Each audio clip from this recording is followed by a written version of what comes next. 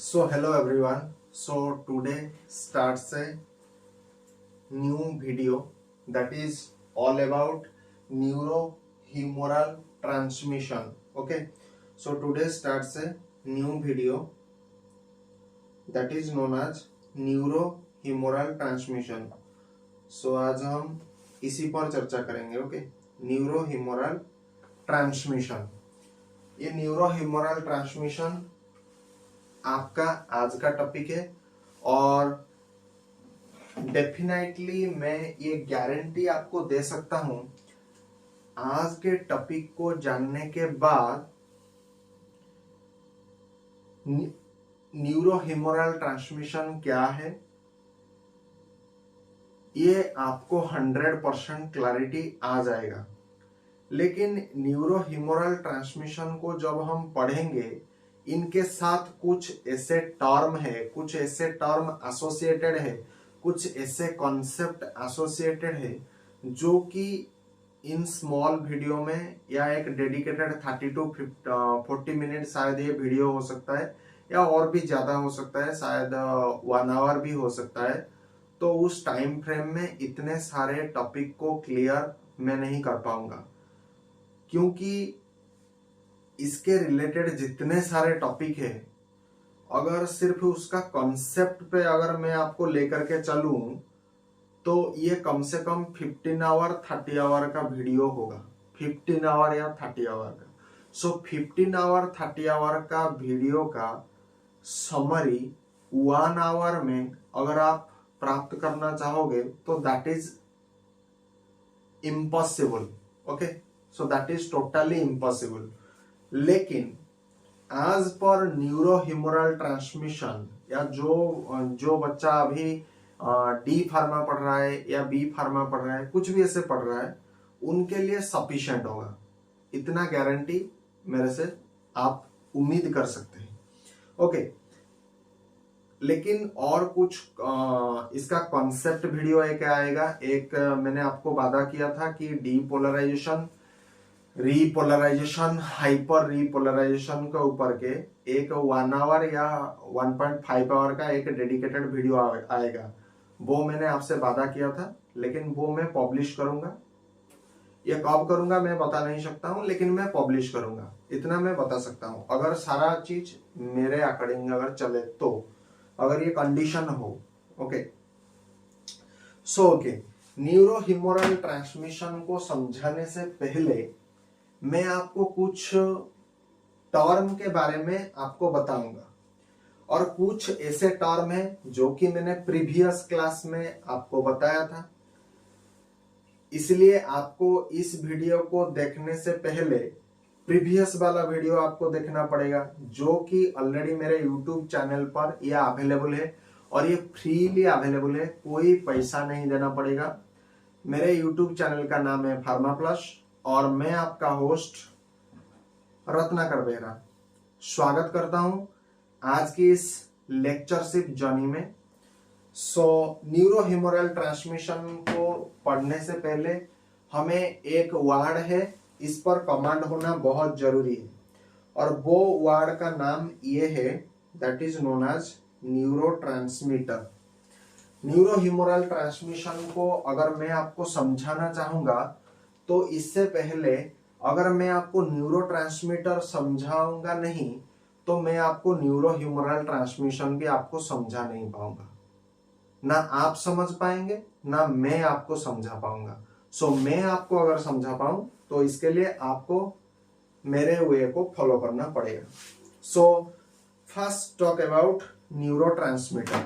सो ये neurotransmitter basically क्या होता है इसके बारे में मैं बता देता हूं. न्यूरोट्रांसमीटर क्या होता है? न्यूरोट्रांसमीटर बेसिकली एक केमिकल एजेंट होता है जो कि क्या करता है, हमारे बॉडी में जितने सारे इंपल्स जो जनरेट होता है, ओके, उस इंपल्स को, इंपल्स का मीनिंग क्या है? इंपल्स का सीधा सा मीनिंग क्या है? इंफॉर्मेशन. सो ये क्या करेगा, उस इंपल्स को एक जगह से दूसरे जगह तक ट्रांसफर करेगा. अब ये जगह क्या है? ये जगह यहाँ पर ये है न्यूरॉन. सो एक न्यूरॉन, क्योंकि हम न्यूरोह्यूमरल ट्रांसमिशन पढ़ रहे हैं, so as the term indicate neurohumoral transmission, so यहाँ पर सीधा सीधा किसका प्रवेश होगा, न्यूरॉन का प्रवेश होगा। न्यूरॉन को क्या कहते हैं, नर्व सेल कहते हैं। सो न्यूरोट्रांसमीटर क्या हो गया, neurotransmitter are the chemical agent that transmit impulses from one neuron to another neuron। एक न्यूरॉन से दूसरे न्यूरॉन तक मैसेज का जो ट्रांसफॉर्मेशन होता है, जो ट्रांसमिट होता है, उसी को हम क्या कहते हैं, न्यूरोट्रांसमीटर। ओके, अभी आप बोलोगे सर आपने तो न्यूरोट्रांसमीटर का एक बेहतरीन और लाजवाब डेफिनेशन दे दिया, अभी ये भी बता दीजिए न्यूरोट्रांसमीटर का एक दो एग्जांपल। सो न्यूरोट्रांसमीटर का आपका एग्जांपल क्या है, आपका ये हो गया एसिटिल कोलिन, ये भी आपका एक न्यूरोट्रांसमीटर है। एड्रेनालिन, ये भी आपका एक न्यूरोट्रांसमीटर है। नॉर एड्रेनालिन, ये भी आपका एक न्यूरोट्रांसमीटर है। ओके, उसी तरह से डोपामाइन, ये भी आपका न्यूरोट्रांसमीटर है। So acetylcholine, adrenaline, noradrenaline, dopamine, so these are known as neurotransmitter. Okay, अभी आपने न्यूरोट्रांसमीटर को समझ लिया, अभी हम खुशी खुशी जा सकते हैं, that is known as neurohumoral transmission. अभी मैं आपको इस कॉन्सेप्ट को बेटर वे में आपको समझा पाऊंगा। ओके, उससे पहले थोड़ा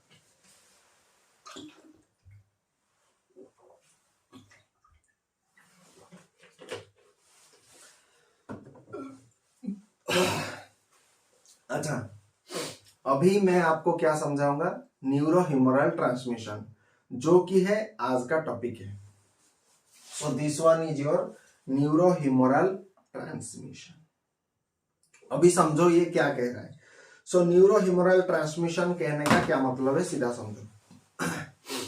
transmission of a nerve impulse from one neuron to another neuron और from one neuron to the effector organ. इसका मतलब भाई क्या है, आपने अंग्रेजी में एक दो बार चुबा दिया, या अंग्रेजी हमें समझ में नहीं आता है, सो इसका मीनिंग क्या है, इसका मीनिंग आप समझो। न्यूरोह्यूमरल ट्रांसमिशन टर्म क्या कह रहा है, न्यूरॉन टर्म आ रहा है, तो सारा चीज किसका खेल है, न्यूरॉन का खेल है, नर्व इंपल्स का खेल है। ओके, सो न्यूरोह्यूमरल ट्रांसमिशन क्या हो गया, transmission of a nerve impulse, मतलब हमारे जो न्यूरॉन होता है उसी में इंपल्स जाता है। अब आप पूछोगे सर कैसे इंपल्स जाता है, मान लीजिए आपको यहां पर एक आंट ने बाइट कर दिया, या यहां पर कोई इंजुरी हो गया, और अब ये इंजुरी कैसे जाएगा, अब ये इंजुरी कैसे जाएगा, आपको पता है ये जो ganglia, pre synaptic, post synaptic, अगर ये कॉन्सेप्ट आपको पता है तो आपको पता होगा कि किस तरह से सिग्नल का ट्रांसमिट होता है। ओके, ये भी मैंने प्रीवियस वीडियो में बताया हूं, और आगे चल करके मैं बताऊंगा, या फिर ओके, आप सिर्फ अभी के लिए थोड़ा मैं आपको ट्रांसमिशन ऑफ नर्व इंपल्स कैसे होता है, ये मैं एक छोटा सा एक नमूना देता हूं। Okay, transmission of nervous impulse. Okay, इसके बारे में थोड़ा हम आज चर्चा करेंगे। अच्छा, इंपल्स को मैंने क्या कहा, इंपल्स को मैंने क्या कहा कि मैसेज, इंपल्स को भाई हमने क्या कहा, मैसेज। भाई ये तो बहुत छोटा हो गया, ये आपको दिख रहा है या नहीं दिख रहा है। Okay, so transmission of that is called to nerve impulse. So impulse का मीनिंग क्या है, मैसेज। इंपल्स का मीनिंग क्या है, मैसेज। सो यहां पर देखो, यहां पर मैं एक कैसे बताऊंगा, मैं अपनी तरीके से बताता हूं ताकि ये ज्यादा अच्छा। यहां पर शायद मुझे, हाँ ये देखो, ये मैं एक न्यूरॉन बता रहा हूं। ओके, ये एक न्यूरॉन का स्ट्रक्चर है। This is not a exact structure. Exact structure draw करने में टाइम लगेगा, इसीलिए मैं अपने हिसाब से ये स्ट्रक्चर ड्रॉ कर रहा हूँ। एग्जैक्ट स्ट्रक्चर आपको जो टोटल वीडियो जो आएगा उसी में एग्जैक्ट स्ट्रक्चर मैं आपको दे पाऊंगा, जो कि अभी फिलहाल नहीं है। तो इसी में थोड़ा एडजस्ट कर लो, बाद में टोटल इसका डेडिकेटेड स्ट्रक्चर भी मैं लाऊंगा। ओके, सो ये हो गया एक न्यूरॉन, ठीक है ना। और यहां पर ऐसे हेयर लाइक स्ट्रक्चर ऐसे हैं। ओके, ऐसे हेयर लाइक स्ट्रक्चर है। ओके, इस हेयर लाइक स्ट्रक्चर को क्या कहते हैं? डेंड्राइट। इस हेयर लाइक स्ट्रक्चर को भाई साहब क्या कहते हैं? Dendrite. This centre portion is your that is called to cyton. ये जो बीच वाला ये जो हिस्सा इसको बोलते हैं एक्जन। And this area is known as synaptic cleft. synaptic this area is known as synaptic cleft. Okay, ये वाला एरिया को हम क्या कह सकते हैं? synaptic cleft. and here some vesicle are also present. ऐसे ऐसे वेसिकल यहाँ पर सब प्रेजेंट होता है। ओके, एंड देखो अब क्या हो रहा है। मान लीजिए मेरे हाथ में यहाँ किसी ने ऐसे ऐसे मार दिया। अब इसको मैं कैसे आइडेंटिफाई करूंगा कि मुझे किसी ने यहाँ पर थोड़ा सा मारा है, चाटा मारा है? कैसे मैं पता करूंगा? क्योंकि ये जो सिग्नल है ये एक सिग्नल है। अच्छा, मैंने यहां से एक प्रेशर ऐसे मारा, इसको हम क्या कहेंगे? स्टिमुलस। इसको हम क्या कहेंगे? स्टिमुलस। और यही स्टिमुलस आगे चल करके क्या होगा? इलेक्ट्रिकल सिग्नल में कन्वर्ट होगा। ये आगे चलकर किस में कन्वर्ट होगा? इलेक्ट्रिकल सिग्नल में कन्वर्ट होगा। और जब ये इलेक्ट्रिकल सिग्नल में कन्वर्ट होगा तो यहां पर देखो ये जो डेंड्राइट वाला हिस्सा है, ओके, ये जो डेंड्राइट वाला हिस्सा है, हम जानते हैं एक न्यूरॉन दूसरे न्यूरॉन से कनेक्टेड है। तो न्यूरॉन का ये जो डेंड्राइट यहां पर क्या होगा? मैसेज का प्रवेश करेगा। मैसेज यहां पर ऐसे एंटर किया। अब ये एंटर कर करके ये जाएगा क्या? एक्सन तक जाएगा, ये वाला हिस्सा। ओके, ये एक्सन में जाएगा। और एक्सन में जब जाएगा, एक्सन में कौन जाएगा? आपका जो इंपल्स या आपका जो इलेक्ट्रिकल सिग्नल जो है, या सीधी भाषा में इसे समझो ये एक इंपल्स, ये इंपल्स जाएगा। जब ये इंपल्स जाएगा तो यहां पर क्या है? इसको बोला जाता है एक्सन टर्मिनल। ये जो वाला हिस्सा है, ओके, दिस वन, ये होता है आपका एक्सन टर्मिनल। सो मैं लिख रहा हूं, this one is your action terminal. यहां तक समझ में आ गया? अब जब यहां पर ये जाएगा तो एक मैंने क्या बताया था कि स्टिमुलस कन्वर्टेड हो जाएगा इलेक्ट्रिकल सिग्नल में। जब ये इलेक्ट्रिकल सिग्नल में कन्वर्टेड हो जाएगा, उससे पहले क्या होगा भाई? नर्व है तो नर्व का एक सेल है, क्योंकि हमारे शरीर का जो मूल भौतिक प्रकृति है, जिससे ये टोटल जो हमारा बॉडी है जिससे बना है, वो क्या है? उसका जो फंडामेंटल यूनिट है वो क्या है? सेल ही तो है। और हम किसके ऊपर पढ़ रहे हैं? Neurohumoral transmission. तो यहां पर न्यूरॉन का जिक्र होगा। अगर न्यूरॉन को हम क्या कहते हैं? नर्व सेल कहते हैं। तो नर्व सेल में मुझे ये बताओ, नर्व सेल में अच्छा हमेशा यहां पर फिर देखो डीपोलराइजेशन रीपोलराइजेशन कॉन्सेप्ट आ गया। फिर से अगर मैं इसको नहीं समझाऊंगा तो ये भी आप समझ नहीं पाओगे। ओके, देख रहे हो गाइज? मतलब एक कॉन्सेप्ट को अगर मैं आपको समझाने के लिए अगर चला जाऊं तो दूसरा कॉन्सेप्ट मतलब एंटर कर रहा है। तो बताओ कैसे समझाऊंगा। तो ठीक है, कोई बात नहीं।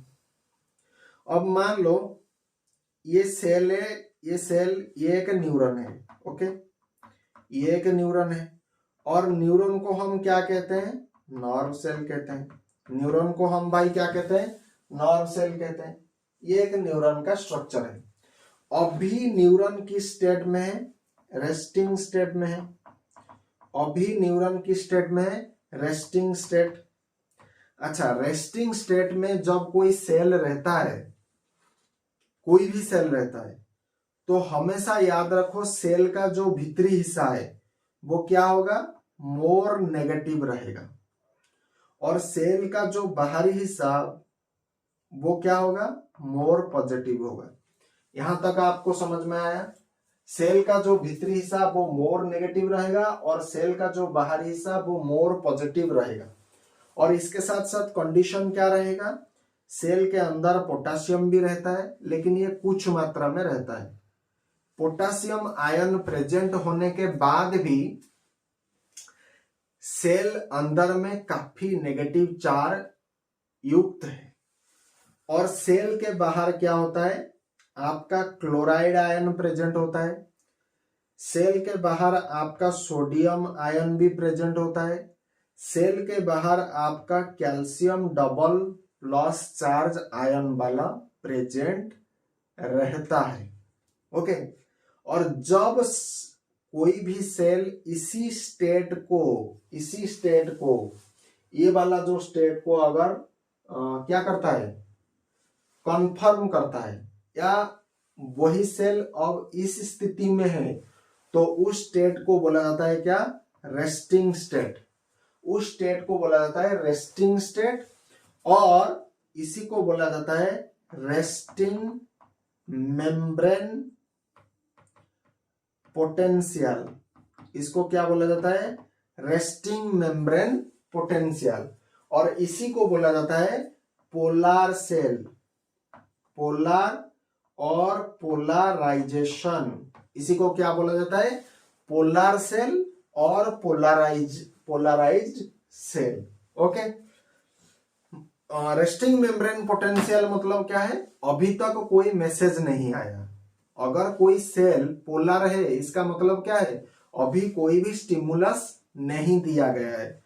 अब मुझे एक बात करो, अभी आपको मैं एक गाल में एक चट्टा मारूंगा, मैं लिख दे रहा हूं, एक स्लैपिंग करूंगा, एक चट्टा मारूंगा गाल में, आपको एक चट्टा मारूंगा। ओके, एक चट्टा आपको मारूंगा।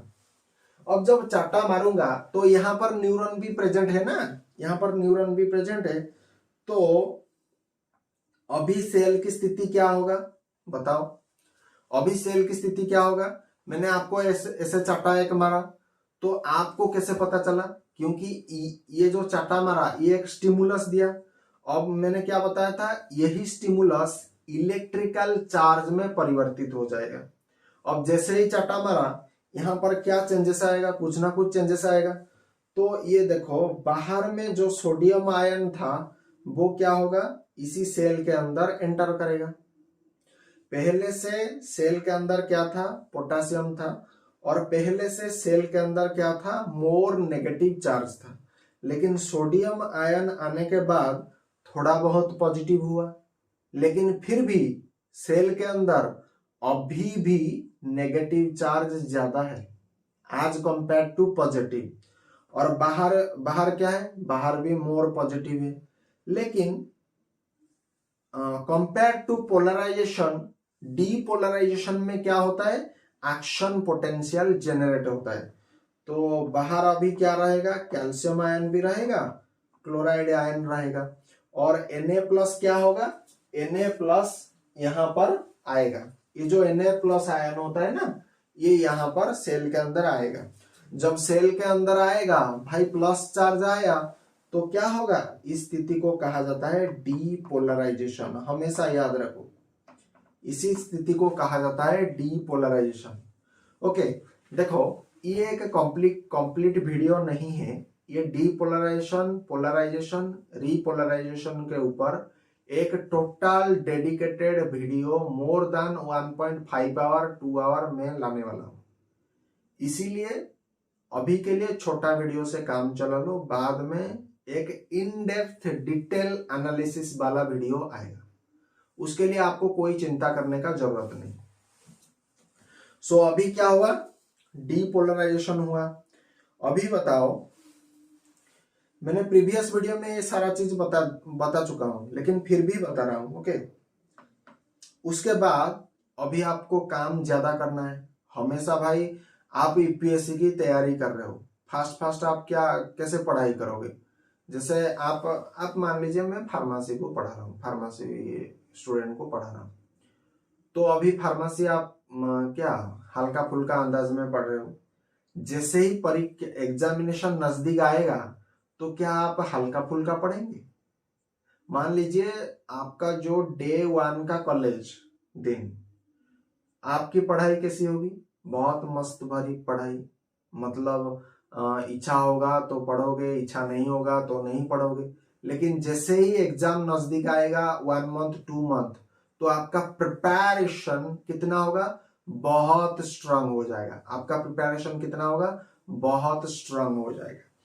तो अभी आपको ज्यादा काम करोगे, अब ज्यादा काम करोगे तो आपका सेल में क्या हलचल पैदा होगा आपको पता होना चाहिए। सो देखो यहाँ पर बेटा, यहाँ पर कैल्शियम चैनल क्या है? कैल्शियम आयन बाहर प्रेजेंट है।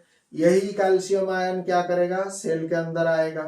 तो यहाँ पर बताओ कैल्शियम आयन आ गया कि नहीं आ गया? सेल के अंदर आ गया। पहले था पोटेशियम, बाद में आया सोडियम, उसके बाद आया कैल्शियम। तो अब बताओ इस सेल का स्थिति अब क्या हो गया? बाहर भी ज्यादा पॉजिटिव और अंदर भी ज्यादा पॉजिटिव। समझ में? इस स्थिति को क्या बोला जाता है? भीतर भी ज्यादा पॉजिटिव और बाहर भी ज्यादा पॉजिटिव। अब इसी स्थिति को कहा जाता है हाइपर डीपोलराइजेशन। हाइपर डीपोलराइजेशन, इसी स्थिति को क्या कहा जाता है? हाइपर डीपोलराइजेशन कहा जाता है। ओके, क्योंकि एग्जाम नजदीक आ गया, अब आप साधारण प्रिपरेशन तो नहीं करोगे। अब आपका प्रिपरेशन कैसा होगा? असाधारण होगा। पहले अगर 1 घंटा 2 घंटा पढ़ते हो, जब एग्जाम नजदीक आएगा कितने घंटा पढ़ोगे? 10 घंटा, 20 घंटा, जितने आपका जितना कैपेसिटी है, 6 आवर, 5 आवर, 10 आवर, 12 आवर, आपके कैपेसिटी के अनुसार ज्यादा पढ़ोगे। ओके, अब एग्जाम सर गया, एग्जाम में आपने बहुत प्रिपरेशन की, बहुत मेहनत की, 12 आवर, 18 आवर रिगोरस स्टडी। अभी आपका क्या हो गया? अभी थकान है, थोड़ा बिरयानी जाकर के खाएंगे और मस्त भर सोएंगे, क्योंकि हमने ज्यादा परिश्रम कर दिया, ज्यादा पढ़ाई लिखाई कर दी। अब हम क्या करेंगे? बिरयानी खाएंगे और मस्त जाकर के निद्रा देवी का आराधना करेंगे। तो अभी बताओ आपका सेल कैसा स्थिति प्राप्त करेगा? आपका स्थिति ये हो गया, आपका सेल, समझ में आया? ये हो गया आपका सेल। ओके, ये हो गया आपका सेल। तो बाहर मैंने क्या बताया था? क्लोराइड आयन है। तो क्लोराइड आयन क्या करेगा? सेल के अंदर प्रेजेंट होगा। ओके, क्लोराइड आयन क्या करेगा? सेल के अंदर प्रेजेंट होगा। तो मैंने पहले क्या बताया था? सेल के अंदर हमेशा नेगेटिव पावर ज्यादा होता है, नेगेटिवली चार्ज आयन ज्यादा होता है। तो भीतर क्या होगा? क्लोराइड आयन का एंट्री होगा। अगर क्लोराइड आयन का एंट्री होगा तो भीतर में क्या होगा? मोर नेगेटिव आयन होगा, मोर नेगेटिव आयन। और बाहर क्या होगा? More positive. बाहर क्या होगा? More positive. सो बाहर मोर पॉजिटिव आयन होगा। जब इसी स्थिति को आता है तो बताओ इसी स्थिति को क्या कहते हैं? रीपोलराइजेशन। रीपोलराइजेशन का मतलब क्या है? Again polarisation. री मतलब अगेन, री का मतलब क्या है? अगेन। अभी आपने बहुत सारा पाठ पढ़ लिया, बिरयानी खा लिया, अब क्या करोगे? आप सोओगे, क्योंकि एग्जाम नजदीक था। 2-3 महीने आपने रिगोरस स्टडी की, अब आपको निद्रा चाहिए, थकान मिटाना चाहिए, तो रीपोलराइजेशन होगा। अब यहां तक पोलराइजेशन क्या है, डीपोलराइजेशन क्या है, हाइपर डीपोलराइजेशन क्या है, रीपोलराइजेशन क्या है, मैंने आपको सारा थ्योरी और कॉन्सेप्ट वीडियो डिटेल में समझा दिया है। ये मैंने प्रीवियस वीडियो में भी समझाया था, लेकिन अभी दोबारा इसको समझा रहा हूं, अब जीवन में कभी नहीं समझाऊंगा। सिर्फ एक इन डेप्थ इसके ऊपर वीडियो आएगा, इसके लिए आपको चिंता करने की जरूरत नहीं। ये चार्ज का कैसे आयन प्रदान होता है, voltage gated ion channel, sodium pump, potassium pump वगैरह वगैरह, इसमें सारा थ्योरी है। और भी कॉन्सेप्ट वीडियो आएगा, लेकिन जब वो कॉन्सेप्ट वीडियो एक बार आ जाएगा तो दोबारा मैं कॉन्सेप्ट वीडियो के ऊपर अपना टाइम वेस्ट नहीं करूंगा। ये एक बार मैं पढ़ाऊंगा और सारे दिन के लिए टोटली यूट्यूब में फ्री रहेगा। ओके, अगेन देखो, अभी हमने एक कॉन्सेप्ट को समझने के लिए दूसरा कॉन्सेप्ट का हमें जितना जरूरत था मैंने आपको टोटली समझा दिया। अब फिर से चलो यही कॉन्सेप्ट पर। अब देखो यहां पर मैंने क्या बताया था, ये वाला हिस्सा में, ओके, ये वाला हिस्सा में, तो जैसे ही मानो मैंने यहां पर आपको चाटा मारा, तो ये क्या होगा, ये एक स्टिमुलस होगा, ये क्या होगा, इलेक्ट्रिकल चार्ज्ड आयन में ये परिवर्तित हो जाएगा। अब आपको स्टिमुलस मिल गया, अब आपको क्या मिल गया, अब आपको स्टिमुलस मिल गया, अब आपको स्टिमुलस मिल गया। यही स्टिमुलस क्या होगा, एक चार्ज को प्रवेश करेगा। सो वो कौन सा चार्ज होगा, यहां पर सारा चार्ज प्रेजेंट है, ओके, यहां पर सारा चार्ज प्रेजेंट है। पहले यहां पर क्या होगा, यहां पर सोडियम चैनल, ओके, ये सोडियम आयन का प्रवेश कराएगा, फिर कैल्शियम आयन का प्रवेश कराएगा।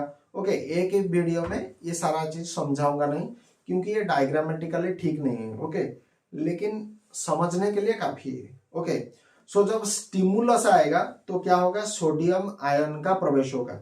सोडियम आयन जब ये है, ये क्या है, ये एक न्यूरॉन है, ये जितने भी स्ट्रक्चर है, ये एंटायर स्ट्रक्चर क्या है, एक न्यूरॉन है। ओके, सो सोडियम आयन जब एंटर होगा तो ये साइटन से क्या होगा, एक्सन तक पास करेगा। भाई पहले ये डेंड्राइट में आएगा, डेंड्राइट में आने के बाद ये कहां पर आएगा, साइटन में आएगा, या जिसको सेल बॉडी बोलते हैं। ओके, उसके बाद ये डेंड्राइट में जाएगा, ये डेंड्राइट में जाएगा, कौन जाएगा, स्टिमुलस जाएगा।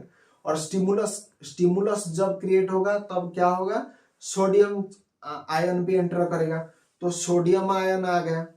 अब सोडियम आयन आने के बाद कैल्शियम आयन भी आएगा, क्योंकि कैल्शियम चैनल भी ओपन होगा, तो कैल्शियम चैनल के थ्रू कैल्शियम क्या होगा, आएगा। जब कैल्शियम यहां पर आएगा, यहां पर देखो, यहां पर ये जो मैं येलो येलो ये वाला जो, इसमें क्या है, न्यूरोट्रांसमीटर का रिलीज होगा। न्यूरोट्रांसमीटर यहां पर प्रेजेंट होता है। ये जो मैंने येलो येलो ये जो लाइन दिखाया ना, ये होता है आपका सिनेप्टिक वेसिकल। ओके, इस सिनेप्टिक वेसिकल में क्या होता है, neurotransmitter are present, but they do not present permanently. ये परमानेंटली नहीं रहता है। जब स्टिमुलस आता है, स्टिमुलस जब क्रिएट होता है तो इलेक्ट्रिकल आयन का भी प्रवेश होता है, जो सोडियम आयन, कैल्शियम आयन, इसका प्रवेश होता है। जब कैल्शियम आयन यहां तक आएगा तो सेल में एंटर करेगा। यहां पर भाई कौन सा आयन आएगा, कैल्शियम आयन आएगा। जब कैल्शियम आयन आएगा तो ये नर्व सेल में एंटर होगा। जैसे ही नर्व सेल में एंटर होगा तो सिनेप्टिक, ये हो गया आपका सिनेप्टिक वेसिकल। सो इस सिनेप्टिक वेसिकल में आपका क्या स्टोर है, आपका न्यूरोट्रांसमीटर, इसको शॉर्ट फॉर्म में मैं लिख रहा हूं एनटी। ये जो रेड वाला मैंने दिखाया, यहां पर क्या प्रेजेंट है, neurotransmitter. Okay, so the neurotransmitter क्या होगा, रिलीज होगा। यहां से न्यूरोट्रांसमीटर का एक प्रकार से कह सकते हैं वो जेनरेशन होगा। ओके, सो यही न्यूरोट्रांसमीटर क्या होगा, अब दूसरा न्यूरॉन की फिगर मुझे ड्रॉ करना पड़ेगा। यहां से देखो, ये हो गया एक न्यूरॉन, ये हो गया आपका axon terminal, this one. Okay, ये हो गया आपका hair like structure dendrite. Okay, यहां पर देखो ये हो गया आपका रिसेप्टर। ओके, इसको मैं दूसरी भाषा में करूं तो अच्छा होगा। ये देखो, अरे अरे ये कौन सा फिगर मैंने ड्रॉ करना। हाँ, ये देखो, ये हो गया आपका रिसेप्टर। ये क्या है भाई, ये हो गया आपका receptor. This one is your receptor. और ये रिसेप्टर कहां पर प्रेजेंट है, ये रिसेप्टर प्रेजेंट है, इसको हम कह सकते हैं पोस्ट गैंग्लिया। पोस्ट गैंग्लिया, इसको हम पोस्ट गैंग्लिया कह सकते हैं, इसको हम पोस्ट सिनेप्टिक कह सकते हैं, पोस्ट सिनेप्टिक नर्व फाइबर भी कह सकते हैं, पोस्ट सिनेप्टिक नर्व फाइबर कह सकते हैं। ओके, और ये बीच वाला जो हिस्सा है इसको हम कह सकते हैं क्या, सिनेप्टिक क्लेफ्ट। ये जो बीच वाला हिस्सा है, एक न्यूरॉन, ये हो गया आपका एक neuron, this one is your number 1 neuron and here is your second number of neuron. ये दो न्यूरॉन जिस जगह पर कनेक्ट होते हैं, इस जगह को बोला जाता है क्या, इस जगह को बोला जाता है जंक्शन। ये किस प्रकार का जंक्शन, इसको बोला जाता है गैंग्लियोनिक जंक्शन। क्या बोला जाता है, गैंग्लियोनिक जंक्शन। इस जगह को क्या भाई बोला जाता है, गैंग्लियोनिक जंक्शन। ओके, ये जो बीच वाला हिस्सा इसको बोला जाता है गैंग्लियोनिक जंक्शन। एंड ये अगर आपका हो जाएगा, ये अगर पोस्ट गैंग्लियोनिक नर्व फाइबर हो जाएगा, तो इसके पीछे वाला जो होगा इसको क्या बोला जाएगा, इसको बोला जाएगा प्री गैंग्लिया। ठीक है, ये अगर प्री गैंग्लिया है तो आगे वाला हिस्सा को बोला जाता है पोस्ट गैंग्लिया। अब देखो, कैल्शियम आयन का तो एंट्री हो गया। जैसे ही कैल्शियम आयन का यहाँ पर एंट्री होता है तो यहाँ पर सिनेप्टिक वेसिकल प्रेजेंट होता है, जिसमें न्यूरोट्रांसमीटर क्या होता है, रिलीज होगा। न्यूरोट्रांसमीटर क्या करेगा, न्यूरोट्रांसमीटर यहां पर रिलीज होगा। अब जैसे ही कैल्शियम आयन सेल के अंदर एंटर करेगा, एक प्रोसेस चालू होगा। उस प्रोसेस को क्या कहते हैं, एक्सोसाइटोसिस। एक्सोसाइटोसिस प्रोसेस स्टार्ट हो जाएगा हमारे बॉडी में। जैसे हमारे बॉडी में मतलब हमारे नर्व सेल में। सो नर्व सेल में जब कैल्शियम आयन का एंट्री होगा तब क्या होगा, एक्सोसाइटोसिस प्रोसेस स्टार्ट हो जाएगा। एक्सोसाइटोसिस का सिंपली मीनिंग है, एक्सो मतलब बाहर जाना, साइटोसिस मतलब सेल से बाहर जाना। ओके, सो एक्सोसाइटोसिस का मीनिंग क्या है, सेल से बाहर जाना। तो ये न्यूरोट्रांसमीटर क्या होगा, रिलीज हो करके रेस्पेक्टिव रिसेप्टर में बाइंड करेगा। और ये रिसेप्टर कहां पर भाई प्रेजेंट होता है, ये जो रिसेप्टर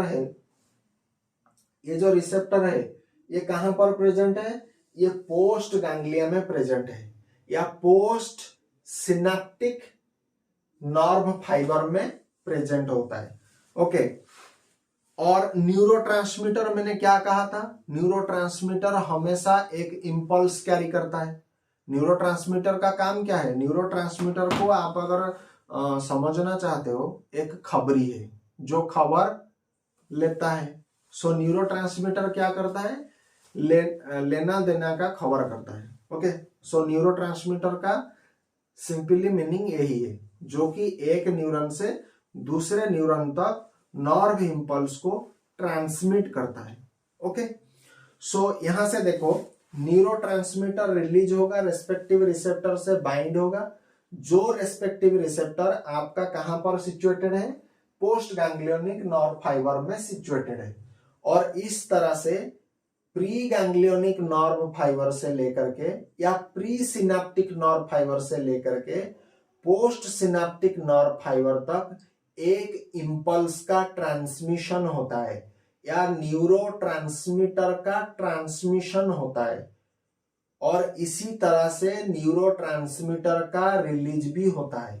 जब तक कैल्शियम आयन का एंट्री सेल के अंदर, नर्व सेल के अंदर नहीं होगा, तब तक के लिए एक्सोसाइटोसिस नहीं होगा।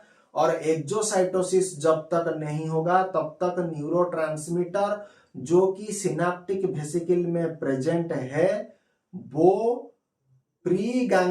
पोस्ट गैंग्लियोनिक नर्व फाइबर में जो रिसेप्टर प्रेजेंट होता है वहां पर जाकर के बाइंड नहीं होगा। ये आपको पता है? ओके। और इसी तरह से ये रिसेप्टर में क्या आएगा? न्यूरोट्रांसमीटर आएगा। न्यूरोट्रांसमीटर आएगा, फिर से क्या होगा? यही न्यूरोट्रांसमीटर डेंड्राइट दे करके, साइटन दे करके, एक्सन दे करके, सिनेप्टिक वेसिकल दे करके, फिर सिनेप्टिक क्लेफ्ट दे करके, ये इसी तरह से क्या होगा? एक न्यूरॉन से दूसरे न्यूरॉन तक डाटा का ट्रांसफर होगा। और ये टोटल एंटायर प्रोसेस में आपका डीपोलराइजेशन, पोलराइजेशन, रीपोलराइजेशन, हाइपरपोलराइजेशन, सारा कॉन्सेप्ट, सारा खेल इसी के अंदर आता है। अभी समझ में आया क्यों मैंने polarisation, depolarisation, hyper depolarisation, repolarisation का कॉन्सेप्ट मैंने क्यों समझाया? आपको अभी समझ में आ चुका है। ओके, यहां तक मैंने सारी बात जो थी मैं आपको समझा चुका हूं। अभी यहां पर देखो, अभी हम पढ़ेंगे steps in neurohumoral transmission. Steps in neurohumoral transmission, ये वाला पार्ट अभी हम पढ़ेंगे। न्यूरोह्यूमरल ट्रांसमिशन में कौन सा स्टेप आता है। ओके, सो ये चीज भी मैंने पहले अभी मैंने बताया। न्यूरोह्यूमरल ट्रांसमिशन में कौन सा स्टेप आया है मैंने अभी बताया। कौन सा स्टेप? रेस्टिंग कंडीशन मैंने अभी बताया। रेस्टिंग कंडीशन अभी तो बताया था। डीपोलराइजेशन अभी बताया था। रीपोलराइजेशन अभी भी बताया था। क्या फिर अभी भी बताऊंगा? सो आई होप जरूरत नहीं। सो स्टेप्स इन न्यूरोह्यूमरल ट्रांसमिशन भाई डिटेल में अभी बताया। अभी बताने की और जरूरत नहीं, इतना मोर देन सफिशिएंट है। ओके, तो इस चीज को हम छोड़ देते हैं क्योंकि अभी बताया था। अच्छा, अब हम पढ़ेंगे neurotransmitter is of two type that is known as action wise. ये क्या है भाई? कौन सा इंग्लिश चुबा गए मास्टर जी? यहां पर देखो, neurotransmitter is of two type that is known as action wise. Action wise का कहने का मतलब है, मतलब फंक्शन वाइज, काम करने के दृष्टिकोण से। सो न्यूरोट्रांसमीटर क्या होता है? एक्शन वाइज अगर हम विचार करेंगे तो दो प्रकार के हैं। एक होता है एक्साइटेटरी और एक होता है इनहिबिटरी। अब एक्साइटेटरी में क्या होता है? जो कि बॉडी के एक्शन को एक्साइटेशन कर दे, इंक्रीज कर दे। भाई एक्साइटेशन का सीधा सा मीनिंग क्या है? किसी चीज को इंक्रीज कर देना, किसी चीज को बढ़ा देना, उसको बोला जाता है एक्साइटेटरी। सो एक्साइटेटरी में कौन सा न्यूरोट्रांसमीटर आता है वो हमें जानना है। सो एक्साइटेटरी में देखो आपका एसिटिलकोलिन आता है। मैंने बताया था एसिटिलकोलिन एक न्यूरोट्रांसमीटर है। सो एसिटिलकोलिन, उसके बाद आ गया आपका एड्रेनालिन, उसके बाद आपका आ गया नॉरएड्रेनालिन, डोपामिन। ये हो गया आपका एक्साइटेटरी न्यूरोट्रांसमीटर। ओके, जो क्या करता है? They increase the action of the body. Body का जो एक्शन है वो आपको बढ़ा देंगे। ओके, और इसके साथ साथ आप लिख सकते हो that is known as glutamate. Glutamate glutamate भी एक प्रकार का न्यूरोट्रांसमीटर है। ओके, एंड अभी आपको ये पता होगा, ये जो एड्रेनालिन होता है, एड्रेनालिन नॉरएड्रेनालिन, ये क्या करता है, फाइट और फ्लाइट मैकेनिज्म आपने सुना होगा। फ्लाइट और फाइट। फाइट का मतलब है लड़ो, या तो हम लड़ेंगे या हम फ्लाइट मतलब क्या है, फुर्र के भाग जाएंगे।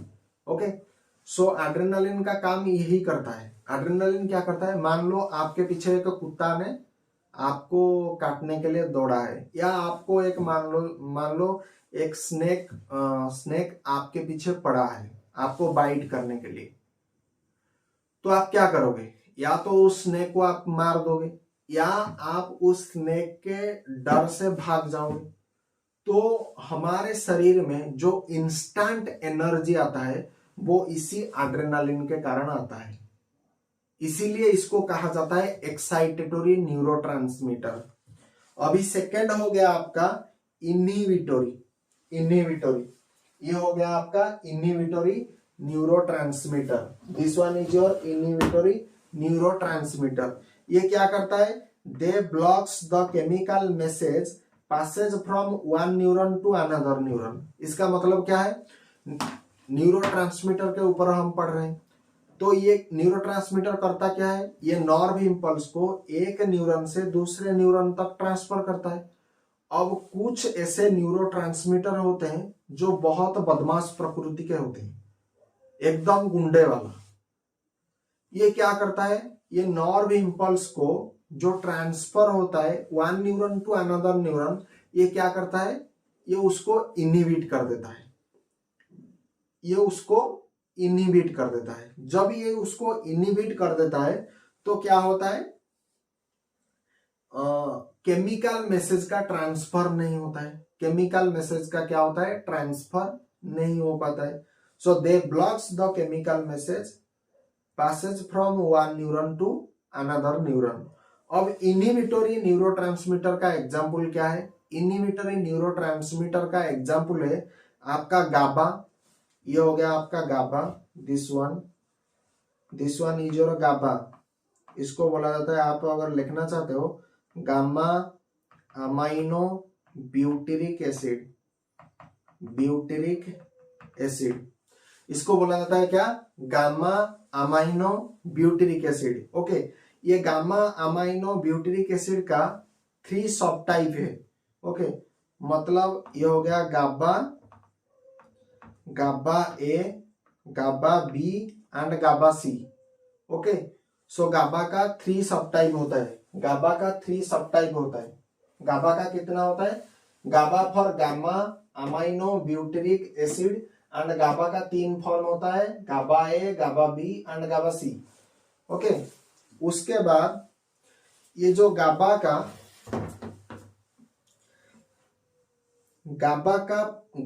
ए का 5 सब यूनिट भी प्रेजेंट होता है। यहां पर देखो, ये जो गाबा ए का 5 सब यूनिट रहता है। 5 सब यूनिट रहता है। एक होता है आपका अल्फा, एक होता है आपका अल्फा, दिस वन अल्फा। एक होता है आपका बीटा, जिसका सिंबल है ये बीटा वाला सिंबल। ये हो गया आपका अल्फा बीटा। उसके बाद गामा, इसको बोला जाता है गामा। फिर उसके बाद आएगा आपका डेल्टा, इसको बोला जाता है डेल्टा। ओके, ये 8 जैसा, इसको बोला जाता है डेल्टा। एंड उसके बाद भी में आएगा आपका एप्सिलॉन। एप्सिलॉन को ऐसे बोला जाता है। एप्सिलॉन का स्ट्रक्चर ये होता है। ओके, ये वाला, इसको बोला जाता है एप्सिलॉन, ये वाला। ओके, ये वाला एप्सिलॉन का सिंबल ये है। अल्फा हो गया, बीटा हो गया, गामा हो गया, डेल्टा हो गया। So gamma amino butyric acid. Okay, ये एक रिसेप्टर भी है, ये एक रिसेप्टर भी है, एक न्यूरोट्रांसमीटर भी है, ये दोनों है। सो गाबा का 3 फॉर्म होता है, गाबा ए, गाबा बी, गाबा सी। और गाबा ए में 5 सब यूनिट रहता है, alpha, beta, gamma, delta, epsilon, epsilon. Okay. And ये गाबा रिसेप्टर क्या होता है, ब्रेन में प्रेजेंट होता है। ये गाबा रिसेप्टर कहां पर प्रेजेंट होता है, ब्रेन में प्रेजेंट होता है। और गाबा ए रिसेप्टर के थ्रू, गाबा ए रिसेप्टर के थ्रू क्या होता है, जब क्लोराइड चैनल हमारे ब्रेन सेल में एंटर होता है तब हमें क्या होता है, रीपोलराइजेशन होता है। तब क्या होता है, रीपोलराइजेशन होता है। और इसी कारण हमें क्या आता है, नींद आता है। इसी कारण हमको क्या आता है, स्लीपीनेस भी आता है। ये आपको मैंने एक छोटा सा कॉन्सेप्ट वीडियो बता दिया। सो आपने देखा होगा जिस व्यक्ति को नींद रिलेटेड कोई भी प्रॉब्लम है उसे बार्बिचुरेट, बेंजोडायजेपिन ऐसे दिया जाता है। जितने भी क्या होता है, सीडेशन जो करने की जो दवा दिया जाता है उनको दिया जाता है। तो ये ड्रग, ये जितने भी ड्रग, ये क्या करता है, ये ब्रेन में जो गाबा जो रिसेप्टर होता है, स्पेशली गाबा ए जो रिसेप्टर होता है, उसमें क्या करते हैं, क्लोराइड आयन का एंटर करते हैं। और इसी क्लोराइड आयन के चलते क्या होता है, रीपोलराइजेशन होता है, मतलब एगेन पोलराइजेशन। जब एगेन पोलराइजेशन होगा तो सेल के अंदर क्या आएगा, मोर क्लोराइड आयन आएगा। और जब सेल के अंदर अधिक मात्रा में क्लोराइड, अधिक नेगेटिव चार्ज अगर होगा तो हमें क्या होगा, नींद आएगा। फिर हम रेस्टिंग स्टेज में चला जाएंगे, फिर हम सोने की अवस्था में चले जाएंगे। ओके, आई होप यहां तक आपको मैंने सारा चीज समझा दिया है। ओके, लेकिन मैं फिर से भी बता दे रहा हूं। ओके, हाँ, और एक चीज आपको बताना है, इनहिबिटरी न्यूरोट्रांसमीटर में गाबा आता है, सेरोटोनिन भी आता है, और एक आता है एंडोर्फिन। सो इनहिबिटरी न्यूरोट्रांसमीटर में क्या आता है, गाबा आता है, आपका सेरोटोनिन आता है, और एंडोर्फिन भी आता है। अब हमने आज का जो कंप्लीट था, हमने टोटली इसको कंप्लीट कर दिया। मैं ये गारंटी देता हूं, आज जितना भी मैंने कॉन्सेप्ट आपको पढ़ाया ये मोर देन सिलेबस है, मोर देन सिलेबस है। लेकिन इसके रिलेटेड जो कुछ वर्ड का जो मीनिंग है, इसके रिलेटेड जो भी कुछ कॉन्सेप्ट है, वो फुल मैंने समझाया नहीं। इसके लिए मैं डेडिकेटेड वीडियो इसके रिगार्डिंग में लेकर के बहुत जल्द आने वाला हूं। तब तक के लिए आप इस चीज को प्रैक्टिस करें, एक वीडियो को कई बार देखें, और हमेशा वीडियो देखते देखते नोट भी बनाइए, नोट बनाइए, और बुक का थोड़ा बहुत रीडिंग करिए। लेकिन जितना मैंने समझाया, मैं आशा करता हूं कि ये मोर देन सफिशिएंट है। ओके, लेकिन इसके साथ साथ बुक भी पढ़ना चाहिए। और इसके साथ साथ एक रफ नोट में जब वीडियो प्ले करोगे यूट्यूब चैनल में जा करके, तो हमेशा मैंने जो चीज बताया उसे आहिस्ता आहिस्ता करके लिखना शुरू कर दो। और इस चीज को एक बार, दो बार, जितने बार आप इसे देखोगे तो आपका कॉन्सेप्ट उतना क्लियर होगा, उतना अंडरस्टैंडेबल होगा। ओके, सो आई होप आप सभी को आज का टॉपिक पसंद आया होगा। अगर पसंद आया है तो इसे जितना संभव हो पाए तो चैनल को सब्सक्राइब करो, और hit the bell icon also, that can motivate me to make awesome video for you and a very knowledgeable video for you. So till then, bye bye, thank you, Jai Hind, Vande Mataram.